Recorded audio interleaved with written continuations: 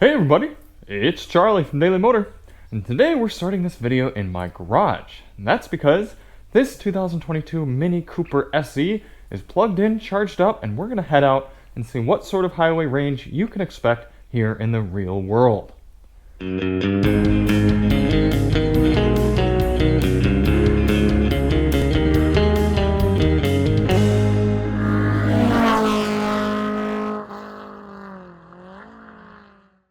Now this is going to be an extreme test for this car in that not ideal conditions out there. I don't know if the camera is going to handle this lighting very well, but it's cold outside. It's less than 10 degrees Fahrenheit. It's going to heat up a little bit throughout our drive, but quite cold. And this test is going to sort of replicate if you were inside and all of a sudden needed to head out and get on the highway. We're going to see how far you could get in the Mini Cooper SE. This thing is all the way charged up to 100%. We're not doing any sort of battery preconditioning, no cabin preconditioning, anything like that. And we're also running on winter tires. These are Dunlop SP Winter Max winter tires or something like that. So it's not going to be an ideal test for this car. We're really going to be putting it to its limits in terms of range. So without further ado and more freezing of my hands, let's unplug this and get rolling. Quick shout out to Grizzly Chargers. We've been using a Grizzly charger for about a year now. And back with our Tesla and everything, you can see it's placed right here in our garage and charges up all sorts of electric vehicles, big long cable, and good for the winter as well because they are made in Canada. Quick little overview on the Mini Cooper SE. It's a front wheel drive, electric only Mini. Packing a 32.6 kilowatt hour battery. Usually I don't go into the tenths of kilowatt hours for electric vehicle batteries, but I feel like it's important because of the smaller battery size in this car. Alright, so like I said, no sort of cabin preconditioning. It is cold in here. We're going to start it up. 89 miles of estimated range. It says it's 19 degrees in the garage here. We're going to set our climate control at 67 degrees auto with one level of seat heat. Range drops down to 79. Let's roll. It's cool that you can adjust the regenerative braking with this little toggle switch down here. You've got high and low, so I'm going to run that in high. We do have a few drive modes as well, so I'm going to put it into green plus, maybe? Maximize range without comfort functions. No, we definitely want comfort functions, so I'm just going to do this in green. Let's check out what options we have in green here. Configure green climate control, green speed warning. Those both seem good. Okay.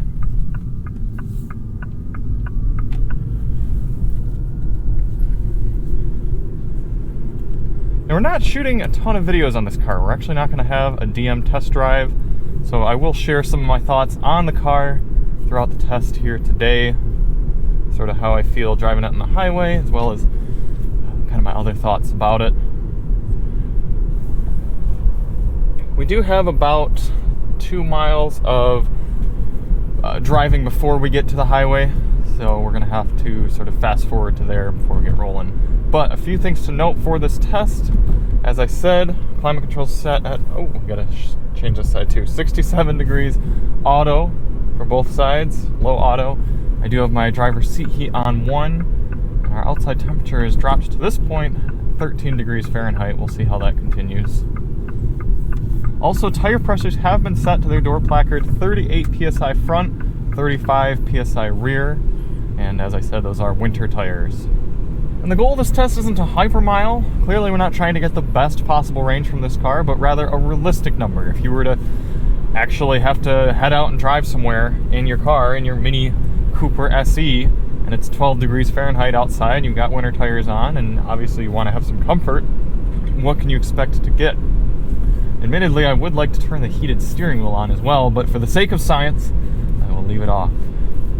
Interestingly, you can't get full power out of your Mini Cooper SE when it's cold. As you see here in my power meter, my max is about 60%, so even if I put my foot down, I'm not getting full go power, although it's still pretty darn peppy. Now, our highway fuel economy test does do 100 miles round trip. Technically, it's 102.2 from the gas station. It'd actually be a little bit further for this electric route. But considering we only have an estimated range of 76 miles, we are going to turn around once we hit 50%, essentially. That's when we're gonna turn around and come back. So we're gonna run this thing pretty darn low. Getting up to speed at a reasonable pace here. Once we get rolling, we're gonna set our cruise control at a GPS indicated 72 miles per hour. Looks like the mini speedometer is reading about 3 miles per hour high. It's pretty high here. Looks like 75 on the dash is giving us 72 on the GPS. Initial highway observations, not too bad in here. You hear the whir of the tires, but like I said, they're winter tires, so that's to be expected. Okay, let's let the range drop down. We're down to 96% on our battery, and we're just going to see what happens. So, let me get this time lapse rolling. You can enjoy the footage, and we'll see you at the end.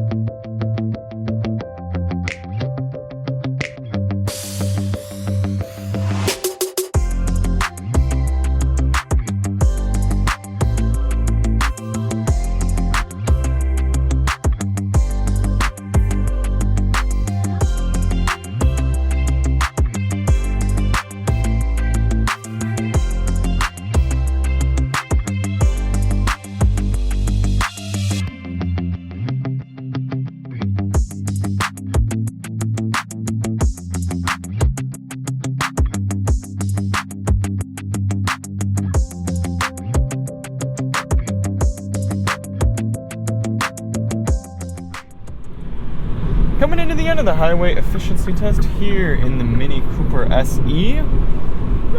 Pretty straightforward. We've got 7 miles of range left, 10% battery. We've traveled 68 miles. Unfortunately, I'm not going to be able to 100% replicate the return portion of this trip because they've started some weekend construction here on our route, and it looks like the highway is entirely clogged. So I'm going to have to take a slightly different route back. A little bit unfortunate. The range really would get low though if we took that same route back, because this is going to cut off a few miles, unfortunately, from the end of our trip. So we're going to be just fine making it back. I'm not concerned. Overall, this thing's a pretty fine highway cruiser. There is a decent amount of wandering in the steering. So come on, people, just get over it. As I said at the beginning, the speedometer does read 3 miles per hour high, so even though when it says we're doing 75 miles per hour, we're only doing 72.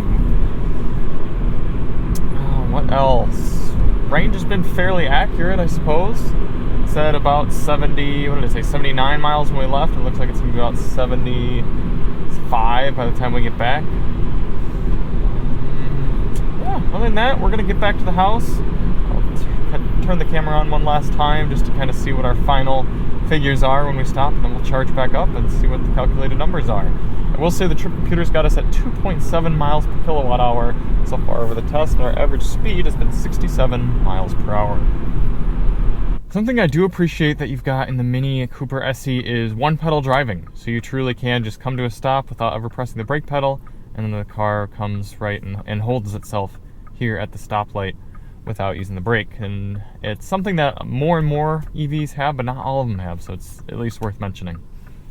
Here we are pulling in at 72.8 miles traveled, about 68 of that on the highway, 5 miles left of range, 7% charge on the battery.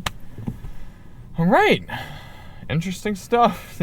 You can drive about 70 miles or so in 13 degree Fahrenheit temps at 70 miles per hour with winter tires here in the Mini Cooper SE, but let's at least charge it up and see how many kilowatt hours we took, and maybe see if we could have squeezed a little bit more out of there. Another thing that is worth keeping in mind, I'll try to mention this again at the end, is that you wouldn't want to have your battery charged up to 100% all that often either if you were owning this car. So realistically, So realistically, you might only be leaving with about 90% charge. So kind of keep that in mind, but you could charge up to 100 to do a little bit more of a road trip.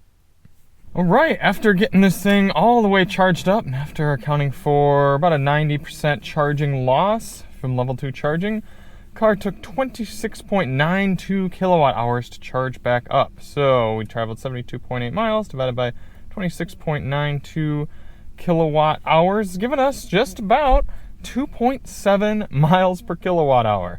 Like I said, we do have a 32.6 kilowatt hour battery pack.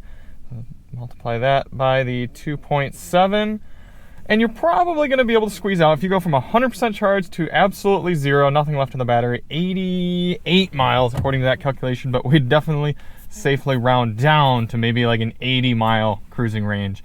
And keep in mind, that's worst case scenario. That's on the highway here, cold temperatures, winter tires, and high highway speed, 70 miles per hour or so. So you could probably squeeze out 100 miles easily. I should say easily squeeze out in kind of city around driving and stuff. And if it's warmer out, you'd have no problem as well.